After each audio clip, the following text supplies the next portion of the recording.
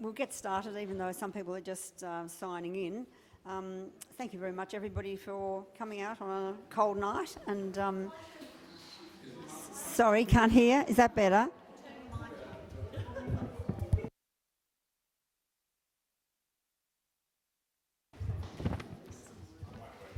It's just for the recording. Oh. So you have to talk up. Oh, okay. The microphone's for the live stream only, for the camera. So you need to speak loudly. Okay, I can do that. But still speaking to the microphone. Okay.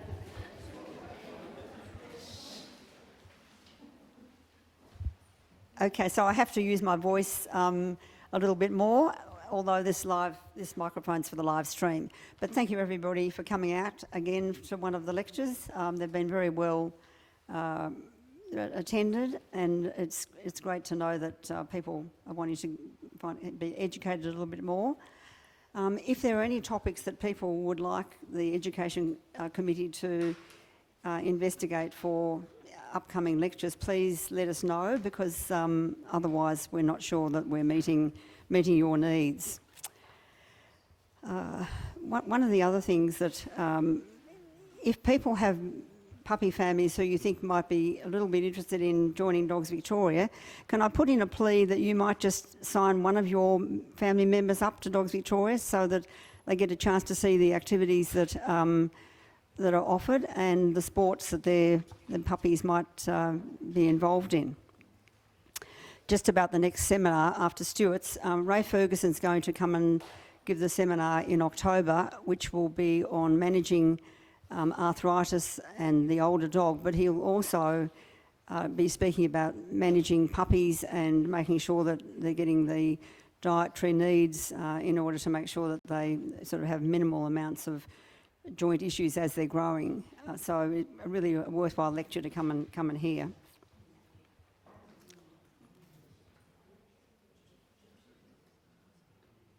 The notes for the lecture tonight, you've picked those up, but also this live stream will be available on the Dogs Victoria website. If you open up the Dogs Victoria website in the top right-hand corner, you will see the link to the YouTube channel so that you can go in and access tonight's talk. I'll also come round with a microphone after the talk, and you can ask questions so that the people on the live stream can actually pick up the questions as well. So a little bit about Stuart. He graduated from the University of Melbourne in veterinary science with a degree in honours, and then after some time working in the country, he then proceeded to study further and managed to get a diploma in theriogenology, which is the I thought I had that, theriogenology, which is the study of reproduction. With Stuart's membership of the American Association, as well as the European Society specialising in reproduction, and being a committee member of the Australian and New Zealand Society, he's certainly here to give us expert knowledge tonight.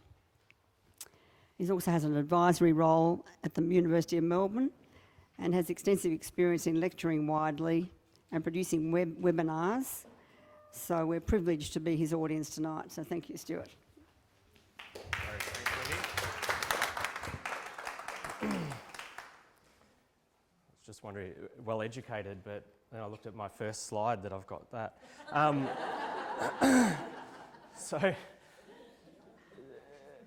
So tonight we're going to give sort of a brief summary on the normal cycle of a bitch and when you should, and how we determine when you should be mating your bitch for the best chance of pregnancy. So I guess I always start off with this slide, and it's my polite way of saying that bitches are literally bitches, and they're probably, sorry, my phone, I think it's on, no. So they're one of the most difficult species that we deal with on a regular basis. So when we look from a phylogenetic history, dogs sit amongst bears, cats, rabbits as well, which are all induced ovulators. So that means that they'll they'll ovulate in response to an actual mating. But they do their own thing, and they spontaneously ovulate, or they ovulate of their own accord at what's called a primary oocyte. So it's not actually an egg that's ready yet to be fertilised. That egg then takes another 2 to 3 days to mature to actually be able to be fertilised. And I think this is one of the things that a lot of people struggle to understand, because every other species that we deal with ovulates an egg that's ready to go. Due dates are exactly from when ovulation happens, and mating is when ovulation occurs as well, which is not the case in the dog. They cycle once or twice a year on average. Why they do that, we don't know. Other species cycle every sort of 3 to 4 weeks on a regular basis. They have what's called an obligatory diestrus period. So diestrus is the fancy name essentially for the pregnancy phase of the cycle. They have a 9 to 12 week period of high progesterone following ovulation, whether they're pregnant or not. Every other species, the fetus produces some sort of signal to the mother to say, hey, we're here, we're pregnant, don't cycle again. Dogs don't do that. They also have behavioural changes to coincide with their ability to mate due to declining estrogen levels, whereas every other species we deal with is actually due to rising estrogen levels. And the other thing is, just to top it off, to make it a bit harder, and I had to remove a slide so I didn't embarrass anybody here, but some breeders can be quite challenging to deal with. I think it sort of makes it all a bit harder. So, and understandably, like if we look at the history of breeding or the knowledge, I suppose, of the cycle of the bitch, we didn't know a lot until the mid-70s. So until the mid-70s, they were treated like mini cows and mini horses, and no one could sort of understand why they couldn't get them pregnant. To the point even, as you all know, when dogs mate, they tie in a bum to bum. So they'd be trying to stop that from occurring, because that's not what any other species does, and they're actually reducing pregnancy rates rather than helping things along. So if you look at timing of when we breed, the timing of insemination or poor timing of insemination is the most common cause for a failed pregnancy in dogs. So it's really important to understand what the normal cycle is, and so we can predict when the best time to breed is for your best chances of pregnancy. Coupled with that fact, if they miss, you're 6 months down the track, and there's nothing you can do about that without reducing their fertility. So when we're timing bitches during their cycle, the 3 main techniques that we're using is vaginal cytology, progesterone assays, vaginoscopy, which is looking at the lining of the vagina and changes that occur. So I'll run through all of this later. But just to start with, I think it's important to understand what is a normal cycle of a bitch to help us interpret these tests. So the cycle of the bitch is split up into 4 phases. So we've got proestrus, which is the period before the fertile period. Estrus is our fertile period. Diestrus, as I said earlier, is the pregnancy phase. And then we've got anestrus, which is this period from the pregnancy phase to the start of the next cycle, where there's a lot of hormonal quiescence. So obviously, I don't expect you to, I'm not going to test you on this, memorise it, but this just explains the changes in hormones. So this is progesterone here.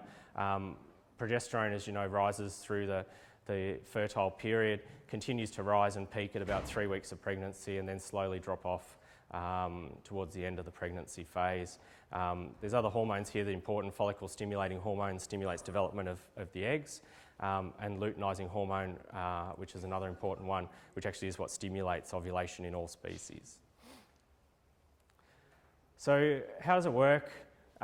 Basically, everything's under control of a hormone called GnRH in the brain. So gonadotrophin releasing hormone, that's what controls the release of luteinizing hormone and follicle stimulating hormone. So follicle stimulating hormone will stimulate follicles to be produced and enlarge. They start to secrete estrogen, and that production of estrogen has a feedback back on the brain to stimulate a surge release of GnRH. We get a surge release of luteinizing hormone, and then you eventually get ovulation of that follicle. So basically, like most hormone processes, it's all a negative feedback loop.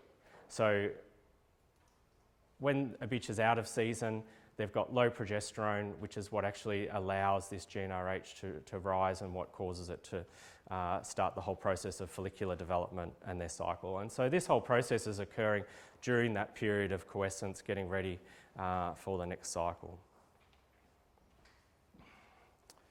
So proestrus, so this is the start of the cycle. So it's where we get the onset of swelling and bleeding. It's caused by increased estrogen levels from that follicle that's developing, and eventually estrogen gets to a point, it goes over a threshold essentially, causes a surge release of gonadotrophin releasing hormone, the LH surge, and then ovulation. So during proestrus at the start of the cycle, progesterones are low until that level of the LH surge. On average, in Australia, the LH surge is occurring at around sort of 6 nanomoles per litre.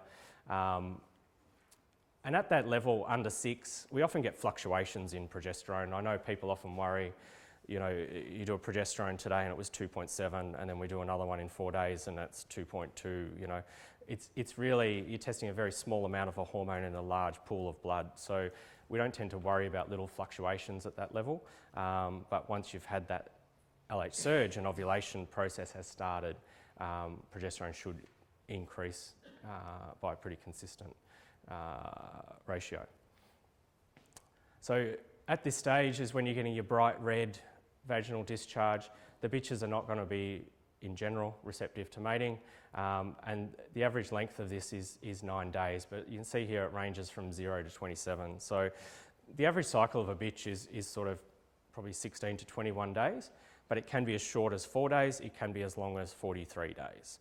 So obviously I probably have a skewish version of what is normal, because I said the ones at either end of the bell-shaped curve, they're either very short or very long. But the majority are somewhere around 16 to 21 days. So estrus is the fertile period. That's where estrogen levels are starting to decline. It's after that luteinizing hormone surge has occurred, and we're starting to get a rise in progesterone. Through the fertile period, the vaginal discharge starts to change in colour. The textbooks all talk about a straw colour, but I'm not sure what they're comparing that to. It tends to go more a dark reddy brown discharge post or around the time of ovulation. But you've got to remember, a lot of these, what we call phenotypic changes, are not really reliable as to the ideal time to mate the bitch. She should hopefully be flagging, tail to the side when you stimulate the perineal area. But obviously, bitches and dogs are often very poor at determining the correct time for the mating. Like everyone says, their stud dog's the best stud dog, and you'll always know that right time to mate the bitch. I've had these great stud dogs mate bitches with anal gland infections that aren't even in season. I've had them mate bitches that have got pyometra. So there's a lot of things that can throw them off that we don't really think about. So yes, it can make a difference, and some male dogs are a bit painful that you cannot collect semen out of them unless the bitch is essentially ready to be bred. But as a rule, I wouldn't be relying on your dog to pick the right time. So again, average length of this is about 9 days, but you can see here it can be very short, it can be 4 days, but it can be as long as sort of 3 and a bit weeks. So estrus is that fertile time. Ovulation occurs 2 to 3 days later. The oocytes or the eggs are ready to be fertilised, and at that stage the sperm should be in, and so they move into a period called diestrus, which is the pregnancy phase. At this stage, progesterone is, quite high, somewhere over sort of 100, 150, results in closure of the cervix, which is important to help prevent, we believe, essentially unwanted products and getting into the uterus and causing problems. As I said, all bitches have an obligatory so it means compulsory 2-month diestrus period. A non-pregnant bitch, this will actually be longer than a pregnant bitch. So a pregnant bitch, it's obviously the 9 weeks, but the corpus luteum, which secretes progesterone, which would normally maintain pregnancy, that can hang around for up to 150 days in a non-pregnant bitch, because there's nothing to actually cause it to drop and fail. If the bitch is pregnant, the puppies release cortisol, that causes the corpus luteum to disappear, progesterone drops, they go into labour, and we move on. So it's just an important sort of aspect to remember that. There's a sharp drop in progesterone at the end where it drops below 6 nanomoles per litre, and that drop in progesterone stimulates a rise in another hormone called prolactin, and prolactin is very important for milk production and also for mothering as well. So, and then we reach the end of that diestrus period and we move into anestrus. And at this stage, there's not a lot of hormonal activity occurring, and it's a time for that uterus to regenerate. So bitches don't lose the lining of their uterus after each cycle, and because they've got this long progesterone phase, the glands of the uterus, which would normally secrete milk to help nourish the embryos, start to enlarge and they can become cystic with repetitive cycles. And so this is why pyometra is at a higher risk in bitches that are never bred, because those bitches never have any ability to lose the lining of the uterus, and that constant hormonal change is just causing this endometrium or the lining to enlarge and become cystic and eventually result in a large or major uterine infection. So during anestrus, we've got low progesterone. Those hormones I was talking about earlier, LH and FSH, are quite low and not really doing much until the end. But it's at this time that you get that regeneration occurring.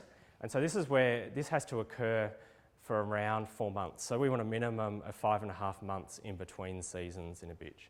If you have longer than 5.5 months, that's great. I actually think the longer the better.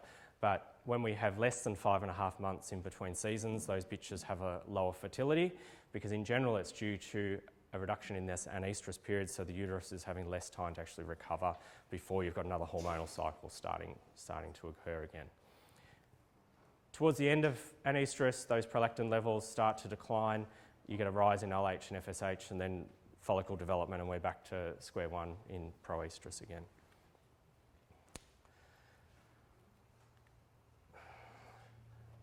So if you look at timing of insemination, vaginal smears, which I'll talk about how we take them and all the rest of it.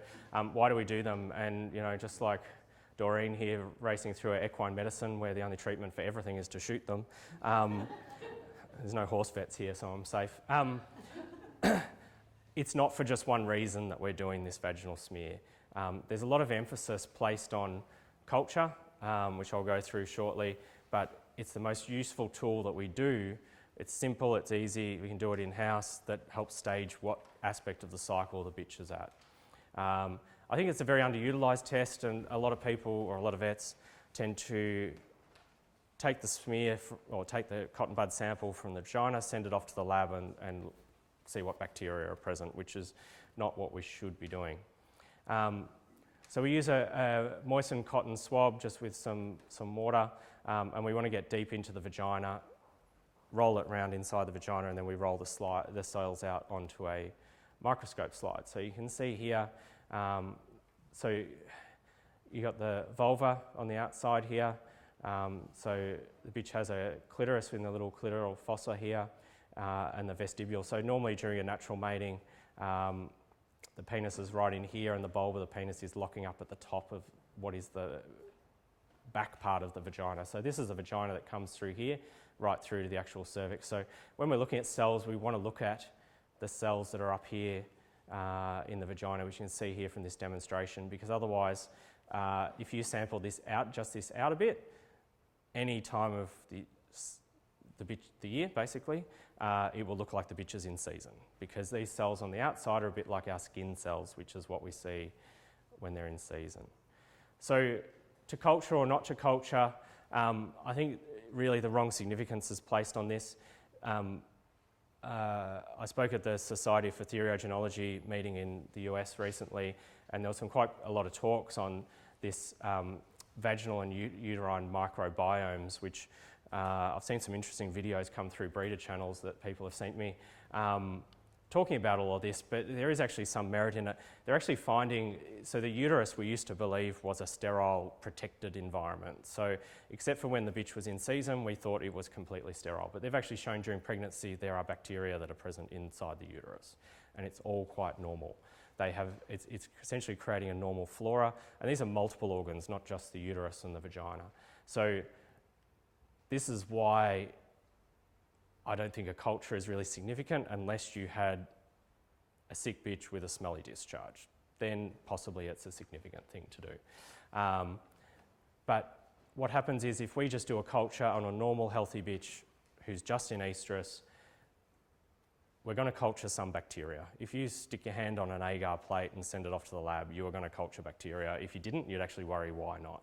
So you've obviously stuffed the test up because there's bacteria all over every orifice in your body. Those bacteria have important properties for essentially protection and defence of our bodies. So if we go doing a culture, we find, whatever it is I think the classic one that comes back from the lab is Streptococcus group G, which the pathologists will write, because pathologists are like lawyers. They write standard things to protect themselves, and they'll say Streptococcus group G is a common cause of neonatal death. It's sensitive to this, this and this, and the animal gets put on a course of Clavulox, but it didn't need it. And all you're really going to do is start to select for more pathogenic bacteria that are actually going to be more likely to actually induce changes in the uterus and changes in the animal. And reduce your fertility. But it's a common one I get a lot, that everyone wants antibiotics for their dogs. They don't want them to catch an infection. We're lucky in Australia, we're still quite protected from sexually transmitted issues. Europe and America have huge issues with Brucella canis, which has devastating effects on the fertility of animals once they get it over there. But we don't have that here. We're still lucky. All animals coming into the country are tested, semen's tested before it comes in. So it possibly will get in eventually, but at this stage we're lucky. But yeah, we've just got to, like I say, culture is a waste of time and money. And I still get people that want swab certificates because the stud dog wants to know that the bitch doesn't have an infection before she goes to him. And it's a waste of money. So when we look at these vaginal smears, we're looking at changes in cell structure. So the normal cells of the vagina start off as small round cells with a prominent nucleus. And basically what happens is, which I'll explain later, is the cells are changing in response to lack of oxygen. And so as they go through the cycle, they get more angular and more like cornflakes. So at the start, they're more like little fried eggs. But they have what we call a large nuclear to cytoplasmic ratio. So early in the season, these dots out here are all red blood cells because there's a lot of blood at that point. We get a few white blood cells. It's normal. They're normal parts of the protective mechanism of the vagina. And you obviously see bacteria. That's, like I say, it's normal. So as they move into estrus, the cells change. And so you can see these cells, they're responding to a lack of oxygen due to the tissue thickening from the estrogen, moving further away from its blood flow. And so what happens, the nuclei start to die off, the cells sort of angulate and losing all their ability to regulate anything. So these are sort of a classic slide that we'll get of a bitch when she's in estrus. So at the end of the fertile period, and it's interesting because this can actually look sometimes quite the same whether they're early in their cycle or whether they're late in their cycle, and which is where progesterone comes in some cases to determine which is the case. But diestrus, as I said earlier, is the end of the fertile period. Estrogen's very low, everything's shrivelling down and shrinking back to normal. The bleeding stopped, so you start to get these normal, active, healthy cells starting to be reformed. So you're getting these fried egg cells starting to repopulate your slide. These are all white blood cells. That this bitch doesn't have an infection. That's quite normal at the end of the cycle because it's helping to clean out all the rubbishy tissue that's sort of accumulated, helping to remove the sperm as well if the bitch has been mated. And then when we get to anestrus, you have none of this angulation or keratinization to the cells. So they're all the parabasal cells. I know it doesn't show up very well. They also fall apart really easily, these cells, because they're a bit more fragile, but round cells with a large nucleus to cytoplasmic ratio. So why do we see what we see? So it's all controlled by estrogen. So as I said earlier, in the normal cycle, estrogen causes the bleeding that we see. So estrogen causes what's called hyperplasia, so an increase in number of cells in the vagina, and hypertrophy, which is an increase in size or thickness. And so what happens is you've got blood flow at the bottom, and you've got these cells that get swollen, like the tissue gets pulled away further from the blood supply. So you get reduced blood flow to those surface cells, and that's what we're sampling. So they start to die, they swell and, just be quick, they swell and become pycnotic, which is an inactive nucleus that disappears, and these are what we're actually sampling. So we're basically indirectly measuring what estrogen is doing inside the bitch. So you can see here just in the diagrammatic form, so they start off with these parabasal cells. They start to enlarge in response to the lack of oxygen, and then as they start to die off, they get this angulated appearance, the nucleus disappears, and then we end up with this anuclear cell, which is classic of a bitch in estrus. Back in, again, as I said, it's a fairly new field compared to other reproduction in other species, and back in the early days, this is all they used to actually, because progesterone assay wasn't available, all they used to time the bitches, even to the point of frozen semen. So a lot of the original frozen semen papers from the early 70s, they basically did daily vaginal smears until they saw that first day of diestrus of the bitch going out of season, and then they threw the sperm in on that day. Interesting, they still got sort of 75 to 80% pregnancy rate, but they had no other choice at that time. So, a lot of the old stuff will talk about certain ratios of anuclear cells to ones still having nuclei to help work out where they are in their cycle, but it's not accurate. But it just helps us to stage where the position is in the heat cycle. So when we see a bitch the first time for breeding management, I'll always do a vaginal smear on that first visit, and it just helps us to stage exactly where she is and what's going on. We sometimes do multiple smears through their cycle if their progesterone's not doing what we expect them to do. They're useful for helping to define what's called a split heat. Split heat is where a bitch comes into season, she fails to ovulate and she goes back out of season. So often they're in season for longer than you'd normally expect as well, but as they go out, we'll start to see that diestrus type smear occurring without a high progesterone telling us we're having a split heat and we're wasting our time mating on that season. So as I say, it's indirectly indicating what's happening with estrogen. So progesterone, which I'm sure you're all aware of, is a lot of what we use for timing, especially with fresh and chilled semen. Australia and Canada are the only two countries in the world that use these units. So if you talk to your friends overseas, they'll use nanograms per mil. So any numbers they talk in Europe and America, you need to multiply it by 3 to make sense to what we're getting reported here. So I used to convert everything to nanograms so that it was technically consistent, I suppose, throughout the world, but it just gets confusing because the laboratories here all report in nanomoles per litre. So it's important to remember that, because if you hear if you tell someone in America your bitch was 10 today, we're going to retest her in 2 days, they would have a heart attack because you're not breeding, because that's the same as 30 in our units. So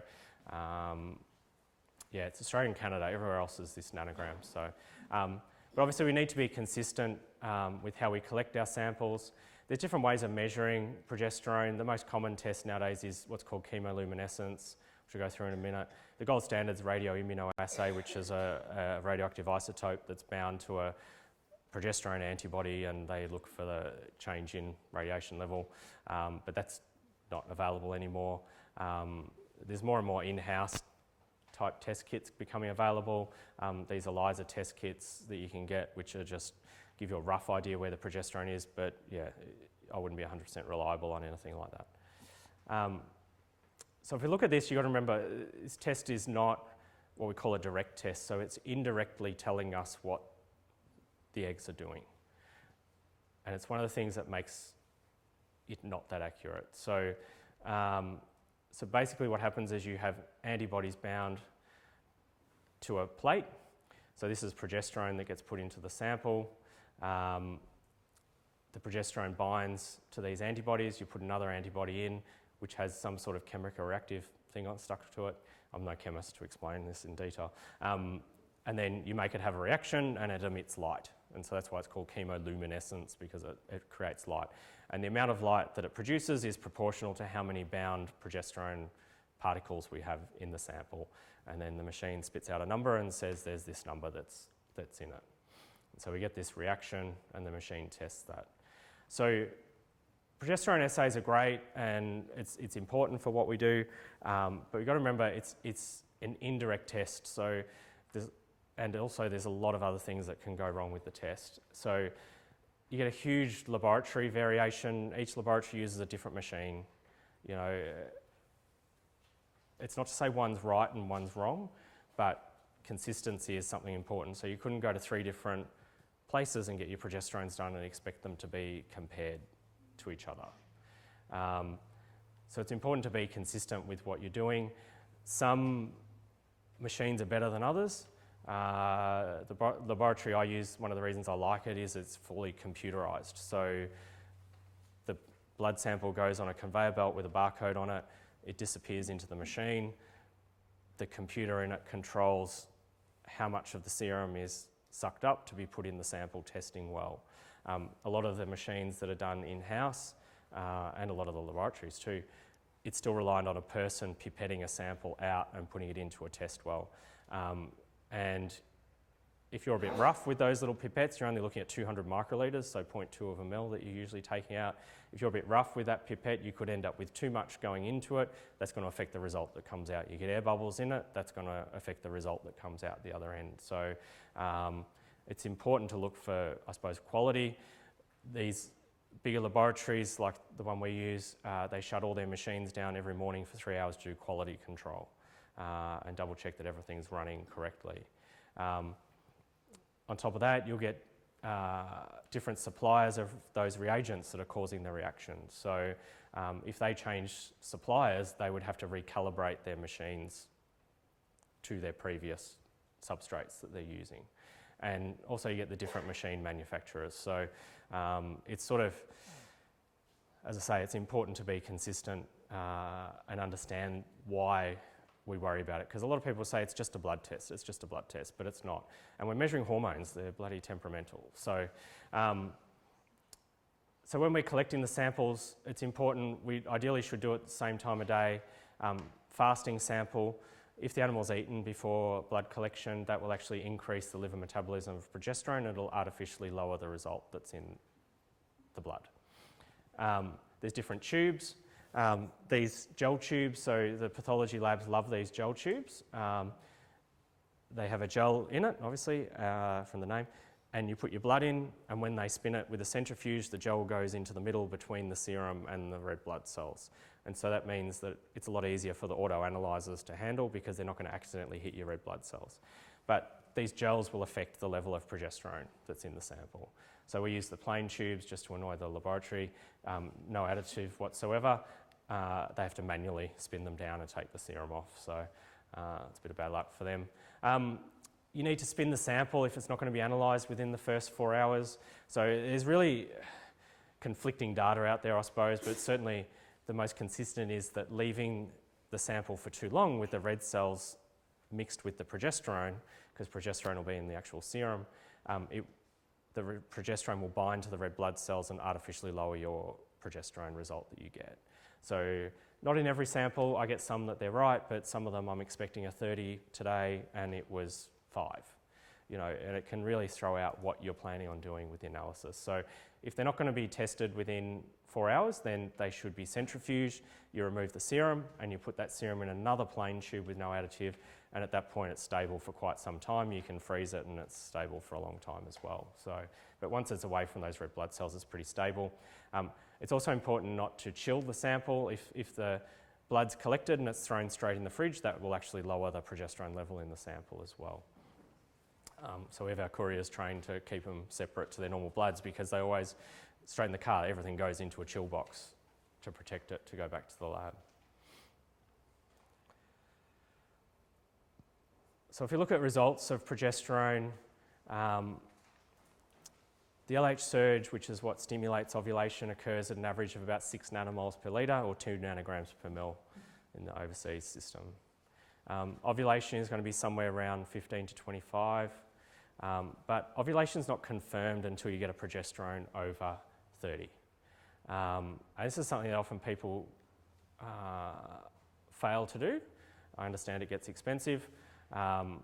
Normally if I got a progesterone around this sort of level, I'd be telling people to start mating tomorrow. But I'd also say do another progesterone in 1 to 2 days to make sure it goes over 30. It really helps us to confirm that we've mated at the correct time, and helps us to interpret an accurate due date for the bitch as well. You get some bitches, and I had one recently, she tested 15, so I retested her the next day expecting her to be 30, and she was 16, and so I left it 2 days and she was 16, and it took another 6 days before she actually rose over 15, and then it was 63. So it can really throw you out when they're due. With fresh semen, it's not the end of the world. Fresh semen will live inside the bitch for up to 10 days, good fresh sperm. But it makes a difference when you've got people that are breeding, but they're working full time, they're trying to work out when their bitches are due so they can organise when they have their holidays and stuff to look after their puppies. So, and also when we need to really be worried about jumping in to remove puppies. So as I said earlier, the eggs that come out, they're arrested in this second stage division. They take 2 to 3 days before that division is complete. But interestingly, a guy in Japan has shown that the eggs can actually last for up to 9 days after ovulation. So we used to think after 2 to 3 days the eggs were dead and you're wasting your time, but we know that we can actually breed them later.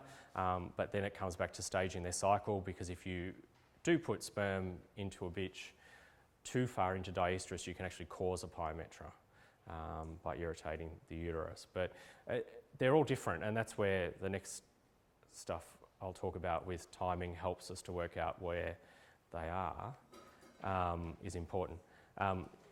Cervical closure, so some quite good published studies showing that once we get to an average progesterone of over 75, the cervix will close over. We can still overcome that with a transcervical insemination. I think in a lot of cases you could probably overcome that with a natural mating as well. But the cervix is closing on the theory being that the sperm's already in there and the fertilisation should be occurring and everything should be starting to develop. So certainly once you get a progesterone over about 65 to 70, a vaginal insemination is pretty well a waste of time. So if you look at a textbook dog, which I don't feel I see, every 24 hours these are the changes in progesterone that you'll get. But once it gets over sort of 30 nanomoles per litre, you get these huge error margins in it. So a 40% error margin in the test result is quite acceptable from a laboratory point of view. So a bitch that you might be expecting to be 60 could be anywhere from sort of 40 to 90 sort of thing. And so that's where it's important. We're looking for changes in numbers rather than a one-off progesterone and a one-off number. So when would you mate? I would aim to mate twice, 1 to 2 days apart, stayed in the day after they ovulate. So once we get a progesterone around 15, I'd normally be saying to start mating tomorrow, mate for a couple of days.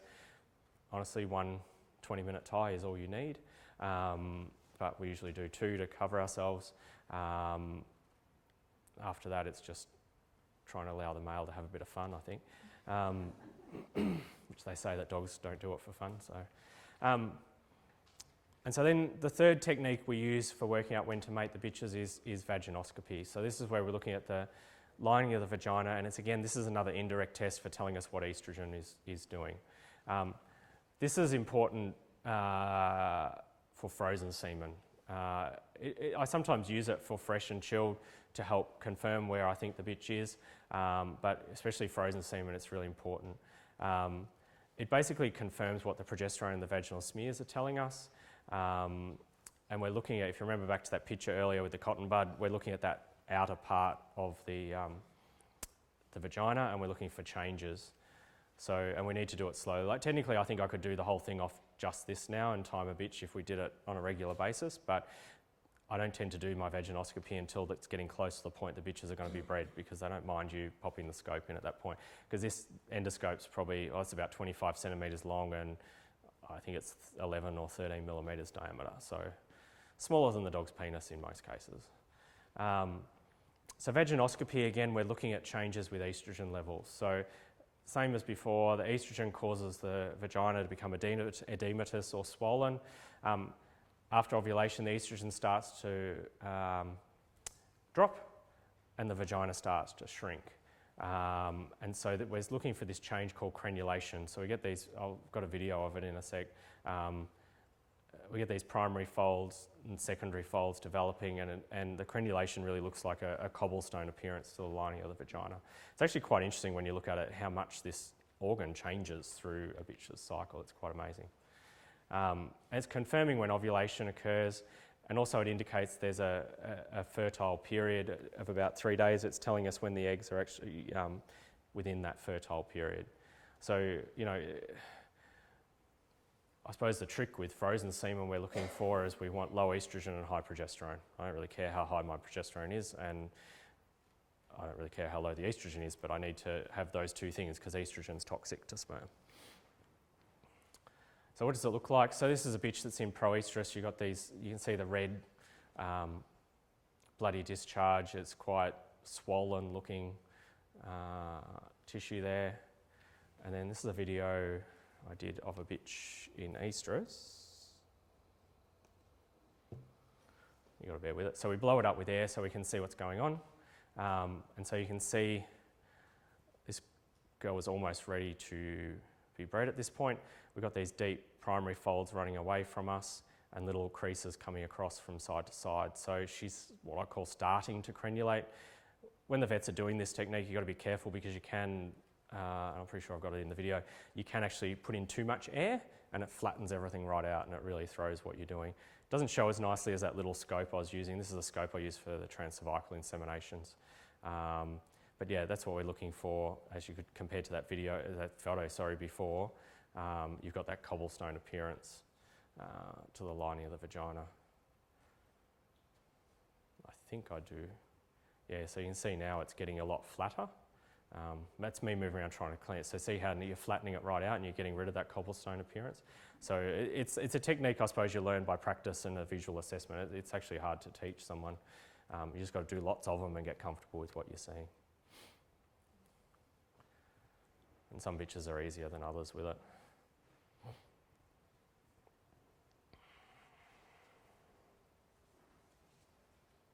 That's about it. All right. And so then when they're out of season, this is what it looks like. It's just this flat tube.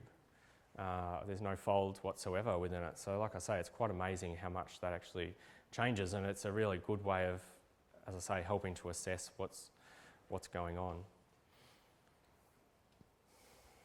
So just before I run on to some artificial insemination stuff, just in conclusion, I suppose, when we're timing when it's best to breed a bitch, it's a combination of all these techniques together. We're not looking for just one test to be able to pick what's going on. So it's all three of those techniques helping to stage the ideal time to actually be breeding our bitch. It's important too, obviously, from those progesterones, you know, if we're getting post-ovulation progesterone, we're still not able to get a mating, then we know that when we need to do our artificial inseminations, if we're worried we're going to do our artificial inseminations too late, we can do our vaginal smears to make sure we're not actually going to cause more harm than good. So all these things sort of move together to get that to work properly. And then sometimes it all just happens when you don't do anything anyway. But then you get... What happens when you can't get a mating? I'm sure that's some sort of cross people are doing nowadays. So what do we do? So I'm just going to talk about what I do for artificial inseminations for the last part of the talk. We do all of our inseminations by transcervical insemination now. There's good publications and data showing that we'll get a better pregnancy rate. I'm not comparing this to natural mating. I still think natural mating is the best if you're using fresh sperm and the dog's got good fertility. But when we compare it to vaginal insemination, there's between a 15 and 40% better success rate published with transcervical insemination than vaginal insemination. Lots of factors that come into this. I do think vaginal AIs will work better in small breeds of dogs. You get big breeds of dogs like some of the Mastiffs and St. Bernards, and they're very hit and miss when we used to just do vaginal inseminations. We've published and shown that we can get a better pregnancy rate with frozen semen if we do it by transcervical insemination rather than with surgery. So that was about 5 years ago we published our results there. And when we look at it, most of the published data about artificial insemination with fresh chilled and frozen semen in dogs is actually by a transcervical technique. So in Scandinavia, they use what's called a Norwegian catheter, and they have done since, I think, 1973. And it's a blind technique where they palpate the cervix through the bitch's abdomen. They have a catheter that's within a stylet that's within a catheter, that they pass into the level of the cervix, pass the stylet through the cervix and inseminate the semen. I met a guy in Norway who's done this, Ragnar Thomason, since like the early 80s, and I once said to him, you know, how do you do this in these big mastiff bitches? Because in these countries, surgical insemination is actually illegal. And he said, oh, we just don't feed them for 3 days and then we can feel what's going on. But I still don't know how, but the guy's got a massive left hand from just all this palpation all the time. But all the published stuff is based on this technique, which a lot of people aren't aware of. We've now obviously moved away from that technique because it's a lot harder to learn now that we can use endoscopy, and so what you'd classically know as a TCI or transcervical insemination is all endoscope based. And so there's more and more publications here that are all based on the endoscope based method as the older guys are sort of retiring out of the system. And then we look at surgical AI, which people say is the gold standard, and there is one publication on the success rate of frozen semen by surgical insemination. All the other papers that have ever been published are descriptive, and they just describe how to do the procedure, which is a glorified dog spay. So it's important just to remember that, like I say, there's very little data to actually support. I'm not saying the method doesn't work, but there's very little data to actually support it, even though everyone says it's the best. So some misconceptions of transcervical insemination. You're better off to do 2 inseminations than 1. There's actually nothing in the publications showing this, other than if the timing of poor, the timing is poor, I should say, the timing of insemination is poor, then a second insemination is worthwhile. And when they say it's poor, it's basically if you rang me up this morning and said, Stuart, I want you to do an AI on my bitch today. We've done no timing whatsoever. Obviously, if we do another one, what day is it, Monday? On Wednesday, we're going to have a better chance of pregnancy than if we just did that one off. But most of us would only do these procedures if we're timing the bitches correctly, so there's no benefit to a second insemination. Aside from one person's published that you can by average increase the litter size by 1 puppy. There's also publications showing that even from a natural mating, that's what I was saying earlier, that, you know, 1 good timed natural mating is enough. Gary England from England has published a few papers showing that bitches will get, like other species, what's called a post-mating endometritis. So even from a natural mating, that sperm and the prostate fluid that goes into the uterus is actually irritant, and that has to be cleaned out. So the sperm starts to separate from the fluid within a couple of minutes of going into the uterus. The uterus somehow separates it out, spits the fluid out, and the sperm goes up to the oviducts where the eggs are sitting. And so you get a really inflammatory process occurring there. So he actually suggests that a second breeding or a second insemination is actually detrimental to your pregnancy rate, because it's a bit like, you know, you cut yourself today or you bite through your lip today and you bite it through that same spot again tomorrow. That's going to take a hell of a lot longer to heal than that if you had just done it that one time. So it's hard. A lot of this is theories, I suppose, and so that's part of the reason why I tend to do just 1 insemination as well, because to me it's sort of stirring that inflammatory pot and potentially making things a bit worse, which I'd expect would affect pregnancy. Some people say it causes pyometra, CH, which is the precursor to pyometra, cystic endometrial hyperplasia, inflammation of the cervix. But if you're doing it atraumatically, which is what it should be, things should just slide through, then none of that's a risk. If you did a surgical insemination of a bitch that was in the diestrous pregnancy phase, you'll still cause a pyometra. So a guy in Japan, Nomura, showed a number of years ago that even if you put inert materials like silk into the uterus in the pregnancy phase, you'll cause an inflammatory reaction and cause a pyometra. So it's no different. Some people think it's painful. The bitches just stand there, they're ready to be bred while we're doing it. So how do we do it? I always feel like it's I put that in there because I always feel like it's a Saturday or a Sunday. They all seem to be having to be bred. So that's why in my casual clothes there it was a Saturday morning we did that one. So it's important, we obviously do good timing of insemination is important when we're doing it by the techniques we described earlier. Handling the semen carefully, using the appropriate quality of semen. So it's also important when we're doing inseminations, and this is a whole nother lecture I'm not going to go through, but it's important to do a good semen assessment and actually assess that the sperm's good enough to get a pregnancy. And that's not looking at one drop under the microscope and going, wow, there's swimming sperm there.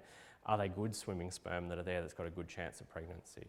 And we just need to be, I suppose, diligent with the technique while we're doing it. So we don't try and centrifuge the semen samples after we've collected them, unless for some reason we had a very large volume. But when we collect the semen, we separate the 3 fractions. Dogs ejaculate in 3 fractions: the prostate fluid, sperm-rich fraction, prostate fluid, which is when they would normally tie.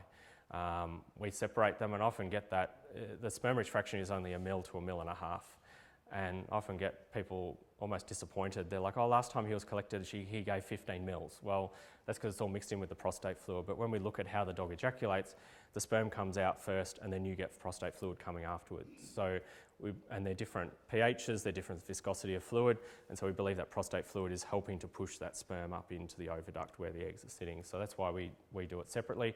And when we inseminate, we do the opposite. Even if we were doing vaginal inseminations, you'd always put the sperm in first and then follow it with prostate fluid or artificial extender if the prostate fluid is not good enough.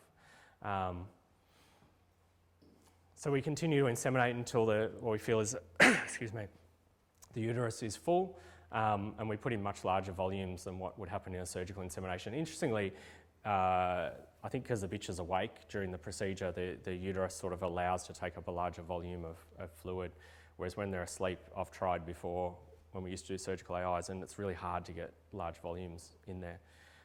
So some of these, especially frozen semen, some of the types of semen we actually get large volumes once you extend out the sample adequately. And if you need to reduce the... I can't say that if I stand over here. So we need to... if you had too large a volume to do a surgical insemination, you've got to centrifuge your sample down. I always sort of imagine when you're spinning this sample, the sperm stuck to the outside of the tube, and I just figure the more we process it, the less viable it's got to be when we want it to go into that bitch and actually work. So as I said, Bruce Iltz in America published and presented at a conference in Australia back in 2013. His results from, it's quite a good study, there's I think 500 bitches in this study comparing fresh semen insemination versus a vaginal insemination. He got a 40% difference in pregnancy rate. There's a Turkish group that got I think a 15 or 20% difference in pregnancy rate. Nicole and I at our clinic have published our results and showed that we got a 20% better success rate compared to our surgical insemination. I think in general it's easier for you guys that you have one vet visit rather than 2. The stud dog only has to come in the once. It's easier for me trying to find appointment times as well. And also because we're putting it in the uterus, we get a better pregnancy rate. You know, no anaesthesia. Every now and then we need to sedate a bitch that might be a bit fidgety, and we use very low doses, just enough to take the edge off them a little bit, so they'll stand still on the table for us. But I probably sedate 1 a year if I'm lucky nowadays. And as long as you're careful, there's minimal to no risk with the surgery, whereas obviously when you're doing a surgical insemination, there's a risk of death under an anaesthetic. So it's a fairly large risk. So it's got a steep learning curve, as I said, but it is easier because we can actually see on the TV screen what's going on compared to the method where you're trying to palpate and do this thing blindly, and then you've got to be pretty confident you've actually put your stylet in the correct place. The cost of the equipment's come down dramatically, which was always a inhibitory thing years and years ago. But yeah, nowhere near what it was. We need fairly good hand-eye coordination. People often say to me, you must have been good at computer games, but I was never actually allowed to have computer games when I was a kid. So everyone else got a motorbike and I got a horse. So the only boy at Pony Club, which is not good when you're a 10-year-old. So obviously there are some bitches that this is very difficult, and even I get the odd one nowadays that I just physically can't get the catheter in, and the only alternative at that point is a surgical insemination for an intrauterine insemination. So just got quickly, so this stuff's not in your notes because I've published it and it's part of the conference proceedings, so I'm not allowed to, I can present it here, but I'm not allowed to give you a paper copy of it. So these are just our results with our TCIs. And it's interesting, everyone sort of quotes how good their pregnancy rates are, and I must say I used to probably be the same. You don't know what your results are until you actually go back to the data and actually look at it, and it's never as good as what you think it is. Because we often get asked what our pregnancy rates, I'll go through it in a sec, what our pregnancy rates are with fresh, chilled and frozen. I knew my frozen ones really well, but until I went through this I didn't really know our fresh ones. So we've got to remember, we look at sperm numbers is basically what we look at when we're inseminating and chances of pregnancy, but there's a hell of a lot of bitch factors that come into this that everyone forgets about. You know, there's breed makes a difference. Some breeds are a lot less fertile than other breeds. You know, there's some breeds, I think you could just about get them to sit on some sperm on the ground and they would get pregnant. Other breeds are just very, very difficult. You know, you get lines of animals that are got poor fertility. Histories of uterine diseases, often you don't know about different health issues, genetic history is often unknown, but there's all this stuff that we need to take into consideration. Even the frozen semen, when we look at it, you know, I didn't collect all the semen that I use. You know, some of it's come from overseas somewhere, someone else has frozen it. I don't know the health status of that dog. So there's lots of things that come into this. When it was frozen, who transported it, how was it handled. I presented some other stuff at the conference last month, just showing how a small change. So I had an issue with some semen straws that came to me that had been relabelled. So they came from overseas, and when they were initially frozen, no one wrote a microchip number on the straw. And you can't bring in semen into Australia without a microchip number on the straw. So someone said to someone else, oh yeah, you just put a new label on it, it'll be fine. So they put new labels on it, and the semen we got was absolutely rubbish. I think the motility was about 10 or 15%. And so I did a little experiment because they were telling me overseas that it doesn't affect the quality of the semen, they've done it so much. So I got the special labels that are supposed to stick to frozen material. You still had to pull these straws out of the liquid nitrogen to put the labels on. And I reckon it took me 10 seconds of pulling it out, wrapping this label on and throwing it back in. And if you looked at the sample grossly, it was still completely frozen.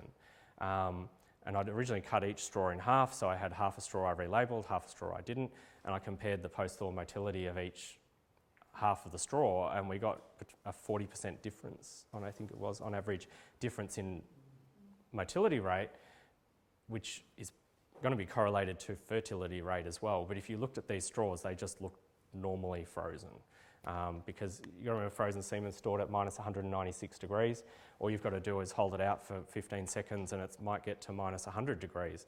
And those sperm are actually starting to wake up, and then you go and plunge them back into liquid nitrogen and you're refreezing them. So you're going to cause a lot of damage to them. So like I say, I can't emphasise that enough, like getting someone experienced to be handling these samples.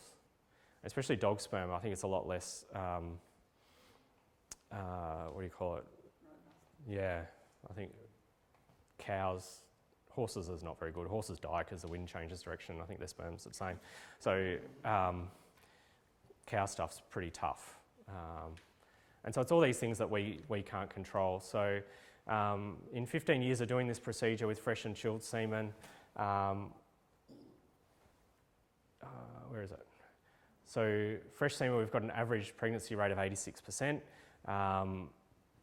Which is interestingly only 10% or 8% above what I get for frozen semen, whereas I would have said, before I actually looked at my data, I would have said, oh, we get 95% pregnant without a problem. Our chilled results are probably would be higher than this now. I tend to use chilled semen differently, how we did a number of years ago. Chilled semen, for those of you who don't know, is when you collect sperm in Perth this morning, it gets put in with a media at 4 degrees, shipped overnight, and we put in the bitch tomorrow. The people that make these extenders tout that they've done all this research that they're 5-day extenders and they're 10-day extenders. But it's also since been now shown that once the sperm has been chilled for more than 24 hours, you get marked DNA damage to the sperm. So the motility of it might look good, but the DNA quality in the head of the sperm is not very good.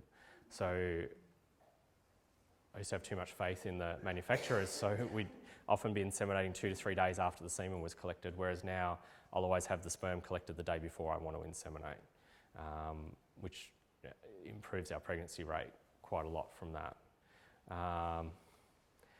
Average numbers of pups with fresh semen is 5.5, ranging obviously from 1 through to 19 is our biggest litter. I wouldn't wish that on anyone, especially the vet doing the caesarean, which was me. So the minimum recommended number of sperm to inseminate is 150 million motile sperm. In our results, I couldn't find a statistical significance with fresh sperm and chilled between over and under 150 million. But with under 150 million, we have very few samples. So they tend to be toy breeds of dogs, which, you know, get pregnant with 20 million sperm anyway, because that's all they ever ejaculate when you've got testicles that are 5 mils in diameter. But an important thing is the progressive motility. So the progressive motility is a progressively motile sperm is a sperm that can move at least its body length in a second straight. So when you have less than 70% progressive motility, you have a markedly reduced chance of pregnancy compared to when you have a greater than 70% progressive motility. So we look at frozen insemination. So we've got nearly 1,000 samples in there. Our overall pregnancy rate is 69%. Where is it? When we're using over 150 million, we're getting 80% pregnant. Under 150 million, it's 70 something. 70%, and then we've got under 100 million, we've only got sort of a 60. So there's roughly a 20% difference between over and under 150 million motile sperm. So a couple of people have published that you need to put in over 200 million sperm to get maximal pregnancy rates. I actually got a lower result when I used higher numbers of sperm, but I think for us it's probably a low number of samples that are actually in that bracket. It's pretty rare that you'll get a frozen semen sample that we've got over 200 million motile sperm in it. But again, the progressive motility makes a huge difference for the pregnancy rate. We want a minimum with frozen semen of 40% progressively motile sperm. Again, average number of pups is about 5, so I think they're basically all about the same in average. We've had 1 through to 16 in terms of size. So basically, we know that the more sperm we put in, the better our chances of pregnancy, but I do think there's a ceiling effect of it, and if you graph it out, you get what's called an inverse exponential graph, and it gets to a point that doubling your number of sperm is not going to significantly increase your chances of pregnancy. And this is the whole thing with this, it's still statistics, so it's a gamble, because for you individually, your bitch is either pregnant or not, you know. We're looking at what happens on average. There's an element of luck if everything's correct and right, whether you end up in the 20% that doesn't work or you end up in the 80% that does work. Obviously too, there's a trend for a higher pregnancy rate with higher post-thaw motility. So just in conclusion, so with this technique we can get greater pregnancy rates compared to a vaginal insemination or a surgical insemination. It allows us to use less processing of the sperm, which I think is important. And the timing and that breeding management I was talking about earlier is imperative to make sure we're putting it in at the correct times. As I say, your results are never quite as good as you think they are until you actually plot it out. So, any questions? This is my dog that everyone in the clinic is scared witless of. He's a little lamb, but he only likes about 5 people. And he's fluffy, so everyone wants to cuddle him, but he doesn't quite like that. So I think he's scarier than a Rottweiler. So any questions?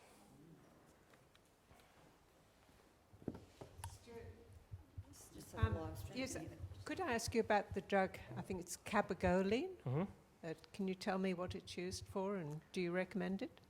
So cabergoline is a prolactin antagonist, a serotonin dopamine agonist, sorry. Cabergoline is a drug, has different effects on the cycle of the bitch at different stages. So basically, cabergoline lowers prolactin levels. So we can use it to bring bitches into season that have had a prolonged period between cycles. We also use it to dry up milk in bitches that have mastitis, say, or their puppies are dead and we need to dry their milk up. So it depends on the stage of the cycle what effect it's having. So it actually gets rid of, as well, during the pregnancy phase, it can cause abortion. And so it will get rid of the corpus luteum and drop their progesterone level. Is that what you want to know? Well, I think so, yes. Yeah. My bitch has been put on this drug because she didn't conceive last cycle, and I'm just confused whether I should keep her on it, or would you recommend it or not? Yeah, look, there's some theories that cabergoline also stimulates LH and FSH and may increase the fertility of the bitch, but there's nothing good that's proven that.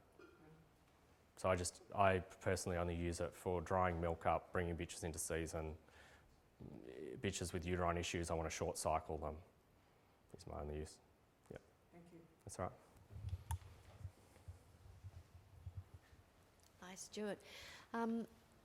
I'd like to know what the main reasons would be for a breeder to want to adopt this kind of artificial insemination rather than going with a real dog. Like, why would I want to have my dog artificially inseminated rather than go to a sire somewhere? Or, As I said earlier, I think a natural mating is the best if you're using fresh sperm. The benefit of all these techniques is that you're going to analyse the dog's sperm at the same time.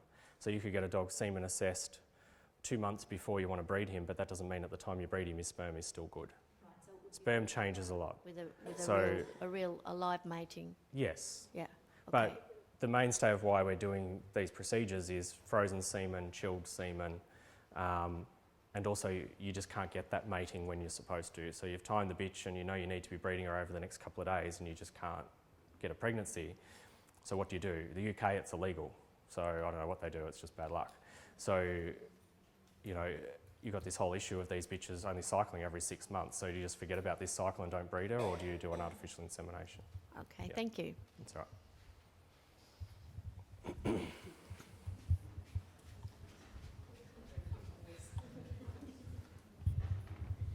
Hi, Stuart. Good to see you again. Thanks, Shireen. I've just got a question regarding, I've had a bitch who was 2 months late to come into season. And when I took her in for a swab, Nicole did it, and she said she should be in soon, in, say, the next month. What is she looking at? So you get changes in the cells. So as I was showing you earlier, the dogs that are in anestrus, the infertile, sorry, not infertile, the inactive aspect, you've got round cells that look like fried eggs. When a bitch is about to come in season, you're getting some rises in estrogen fluctuation occurring as the follicles start to develop. So you get a mixture of these round cells, and then some of them have some angulation to them or estrogen effect. Yeah.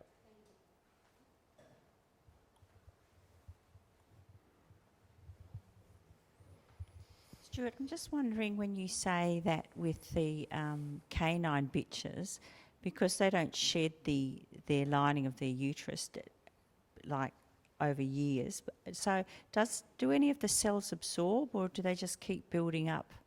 Because in a human female, we know they shed the lining. So what happens? Do they just keep accumulating, or do some of them get absorbed, or? They do accumulate to a degree, so they sort of do both. So they'll increase, so the glands, so there's glands in the uterus that produce the milk that nourishes the early embryo, they continue to enlarge, but at the end of the hormone responsive time, they actually shrivel down, but they never go back to the same size as they were to start with.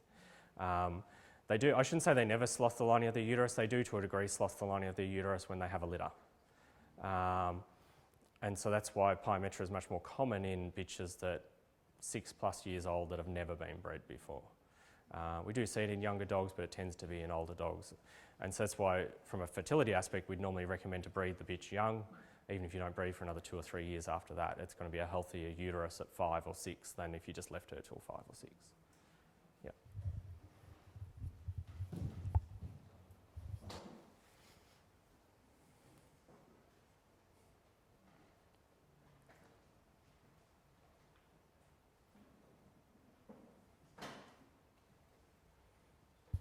Yeah, just wondering if you prove a bitch and then you decide you want to use frozen semen, back-to-back litters, or do you give it a seasoned rest before you? I actually like using frozen semen on maiden bitches more than proven bitches. We have a slightly higher success rate in maiden bitches, but if in that case I would do it back-to-back myself, because I would believe that the uterus is going to be healthier after that litter than if you skip a season. Yep. Stuart, a question about reading the grading the number of sperm in the test results in terms of motility. Is there a lot of variety in the apparatus that actually gives you a figure for the number of sperm? Is in the number of sperm or the number of motile sperm? So the number. So because there's lots of different devices around. So some devices just purely tell you how many sperm are in the sample. There's lots of issues with different ones of these two because they all work by light through a density gradient essentially to tell you how many sperm. So a lot of them you actually need to have it diluted to a level that's going to be accurately measured. There's not that many machines. There's a CASA machine or computer-assisted semen analysis that we use that will count your moving and non-moving sperm fairly accurately. There's another machine called a nuclear counter which does exactly the same as well. They all work by similar methods. Most people, when they're looking at semen samples, though, are just purely looking down the microscope and going, oh, yeah, it's about 70% moving. Yes. And that's a really hard, it's interesting, before we got our computer-assisted analysis years ago, I did a course in Sydney and this guy had done his PhD work. It was all by VHS video as well. And he'd gone through frame by frame of these sperm videos to trace the sperm to actually work out exactly, this is all for teaching bull guys essentially, how many sperm are actually motile and how many are immotile. And so he had all these videos that he knew that's 60%, that's 35%, that's 25%. And he used to run these courses to teach people how to get their eye in. It's interesting because you go in there going, wow, that's 80% motile, but it's really 40. Because what happens is when you've got a moving sperm sample, your eyes are distracted by the movement and you tend to look at all the moving ones, whereas when I'm teaching people to look at it grossly to work it out, you've got to look at the ones first that aren't moving and realise how many of them there are, and then sort of focus your eyes back to actually work out how many in comparison are actually moving around, if that makes sense. But yeah, most people don't have that machinery. Yeah.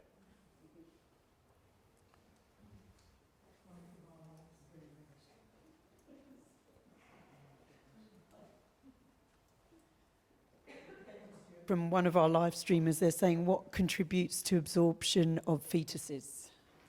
There's another lecture. Lots of things. The most common cause, so absorption, I'm sure you've probably all heard about it, is essentially a pregnancy that develops, the fetus gets to a certain size and then it dies off and disappears. So it's a bit like women miscarrying babies. The most common cause is some genetic abnormality with the fetuses. So, you know, either genetic incompatibility between the male and the female, or issues with the dog's sperm, issues with the female's eggs, infection at the same time, viruses, there's diseases, there's lots and lots of things. Probably aside from genetic issues, the next most common issue I would see as a problem would be diet. All the grain-free diets that are on the market now, which are very trendy, have high phytoestrogen levels, which react like estrogen. They cause thickening to the lining of the uterus, reduce blood flow to the fetuses, and increase your chances of problems. It's a very short 1 hour lecture. Yeah. Is there any evidence, Stuart, that variations in temperatures, daily or seasonal temperatures, have an effect on on the fertility or the number of pregnancies over a period of, say, a very hot period of weather? Certainly with sperm quality, we will see changes with the weather, and I think especially in Australia because we get such extreme changes in weather.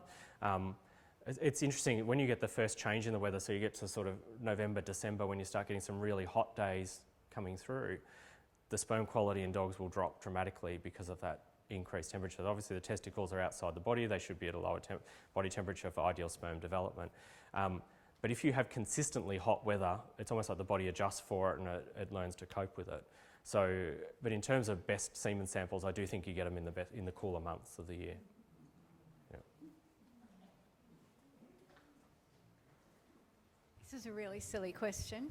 No such thing. So if you have like free access to a dog, you only use that dog once or twice, or can you just let them have a honeymoon for as many days as they want? Look, you can let them mate as much as you want. One of the problems is, though, I do think if you start too early with the breeding, depending on the stud dog, like a good stud dog will mate a bitch no matter what. Like I spoke about bitches with anal gland infections and all sorts of stuff. But there's a lot of stud dogs around that are not strong, good stud dogs that would do that. And so if you start mating your bitch too early to try and do that, a lot of these dogs will get desensitised, and then you end up at us trying to do an artificial insemination, and then I'm getting tennis elbow trying to get sperm out of the dog because he couldn't care less about the bitch.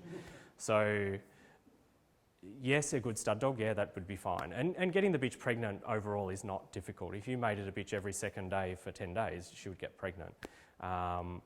But it comes down to how good that bitch is to stand for the mating, how good that male dog is to breed her as well, that I think is what changes things, and you can't predict often where the timing comes into it to do it at the correct time. You were talking about infection with too much breeding. That's sort of what I was thinking. Oh, with the inflammation? Yep. Yeah, look, a natural mating I wouldn't be as worried about when you're doing artificial inseminations, that you're scraping things along the lining. Yeah.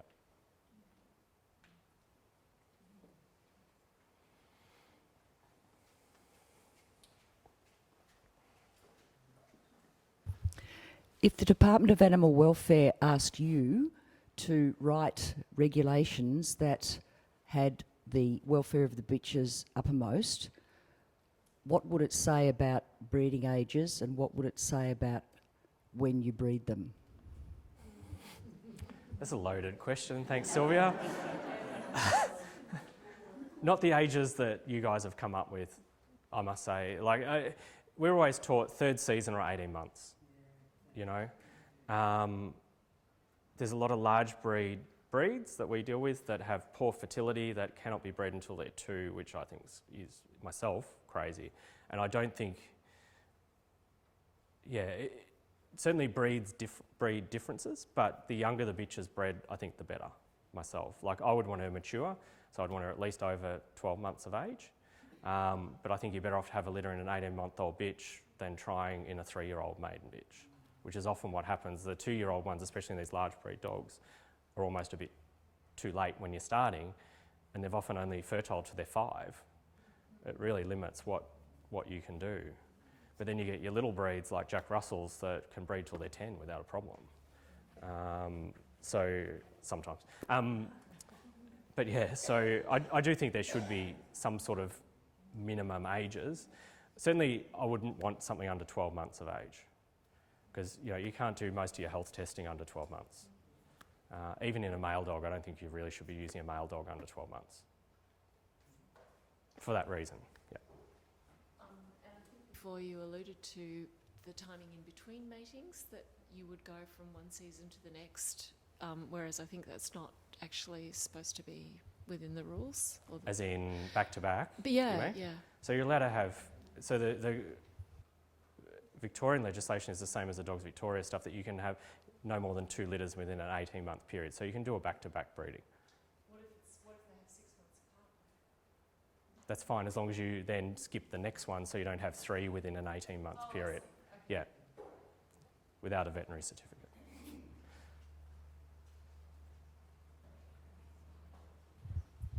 Hello, Stuart. I was just wondering, when we end up with caesareans for various reasons, What's the recommended timing for the next mating from the uterus's point of view? Just assuming it's a standard caesarean, nothing dramatic happens other than just getting the puppies out. Yeah, You know, if it's not everything's ripped or healthy torn. and the bitch recovers, I don't have a problem with you breeding on the next cycle. And then it comes down to why did they have the caesarean in the first place. If you've got some sort of uterine disease problem, which is why she's had a caesarean, then I'd be more likely to want to breed with her on her next season rather than skip one and increase the risk of getting major problems coming through. But as long as the bitch recovers and is It's healthy. all right, so like when two come down together, or just it's an accident or someone gets stuck. But if it's just a normal healthy Yeah, bitch, we'd yeah. probably more skip a season and breed on the next one. Like, there's a lot of variabilities that comes into when you do it. Yeah. Yep. Thank you.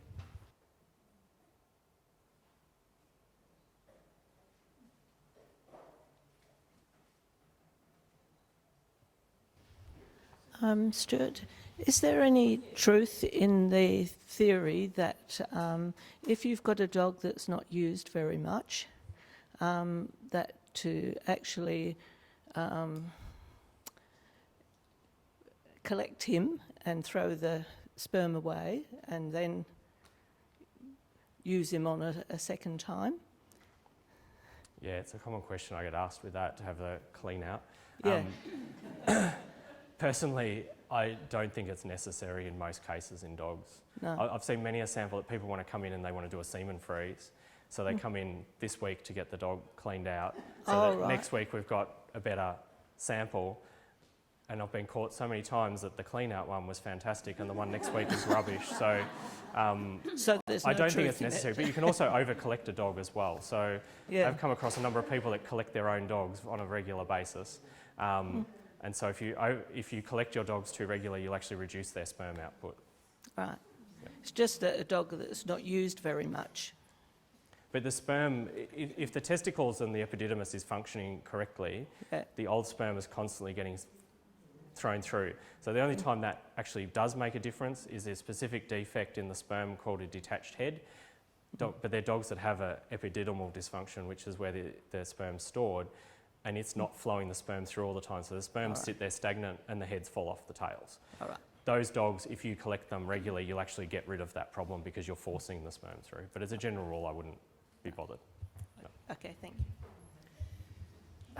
I've been a breeder for 40 years, and this year I've seen something I've never seen before.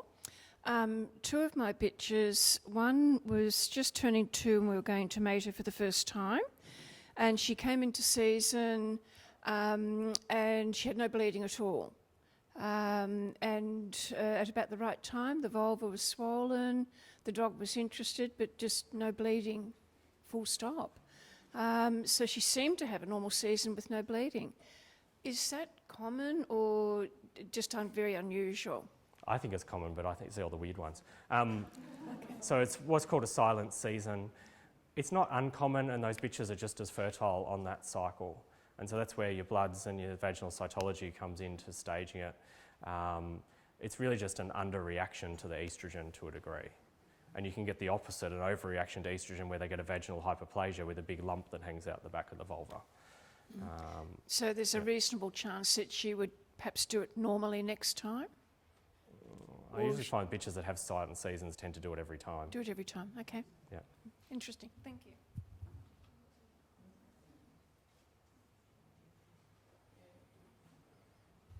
Hi, Stuart. Just relating to the other question about cleaning the dog out, I was wondering what would be the shortest duration that a male dog can serve females consecutively? How long do they need for recoveries between armed services? So the guy, Gary England, I spoke about earlier, he published a study showing that a dog can be collected the same day as long as there's at least 2 hours between collections and ejaculate up to 75% of the original amount.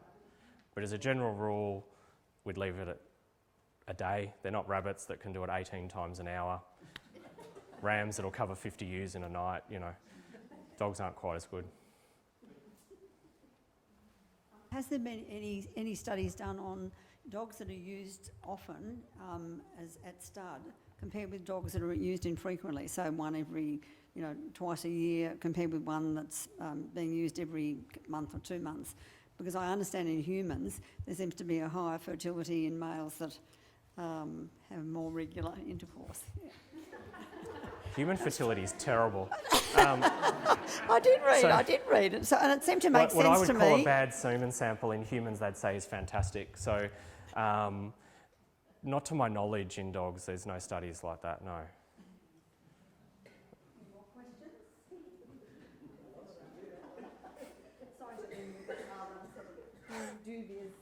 Question. Anyway, thank you very much, Stuart, for coming along and giving your third lecture. I hope we'll give you a rest for a few months.